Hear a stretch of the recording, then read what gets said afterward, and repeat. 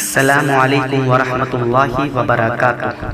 دوستو، دارالعلوم دیوبند سے سوال کیا گیا ہے کہ لاک ڈاؤن میں عید کی نماز کیسے ادا کریں۔ اب سوال اور جواب دونوں میں آپ کے سامنے پیش کرتا ہوں۔ سوال کیا گیا ہے حضرات مفتیان کرام دارالافتاء دارالعلوم دیوبند، السلام علیکم ورحمۃ اللہ وبرکاتہ۔ ملک میں جاری لاک ڈاؤن کی وجہ سے جو حالات پیدا ہوئے ہیں اور حکومت کی جانب سے اجتماع پر سخت پابندی عائد کی گئی ہے، اکثر جگہ مسجدوں میں 5 افراد سے زائد لوگوں کے اکٹھا ہونے کی ممانعت ہے۔ اس سے پہلے جمعہ کے سلسلے میں دارالافتاء سے ہدایت جاری ہوئی تھی۔ اب عید الفطر آنے والی ہے، ایسے حالات میں مسلمانوں کے لیے عید الفطر کی نماز ادا کرنے کے سلسلے میں کیا ہدایت ہے، رہنمائی کیجیے۔ والسلام۔ اب دارالعلوم دیوبند کا جواب ہے، بسم اللہ الرحمن الرحیم۔ الجواب وباللہ التوفیق۔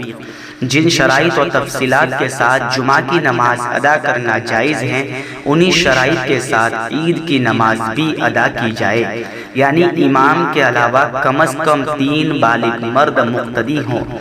مساجد میں یا دوسری جگہ ایسے ہال وغیرہ یا بیٹھک وغیرہ میں شرائط کی پابندی کرتے ہوئے عید کی نماز ادا کرے۔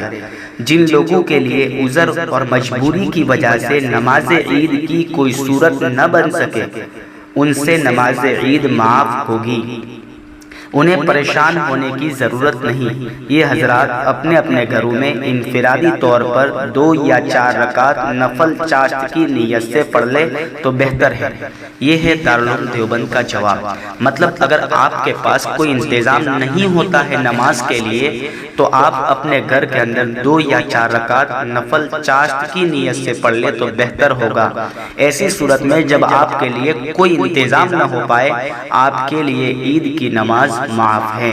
اور اگر آپ کو عید کی نماز پڑھنی ہے تو آپ 4 لوگ بھی پڑھ سکتے ہیں، ایک امام ہو اور 3 مقتدی ہو، اور مسجد میں بھی پڑھ سکتے ہیں، کسی ہال میں بھی پڑھ سکتے ہیں، کسی چوراہے میں بھی پڑھ سکتے ہیں، کھلے میدان میں بھی پڑھ سکتے ہیں۔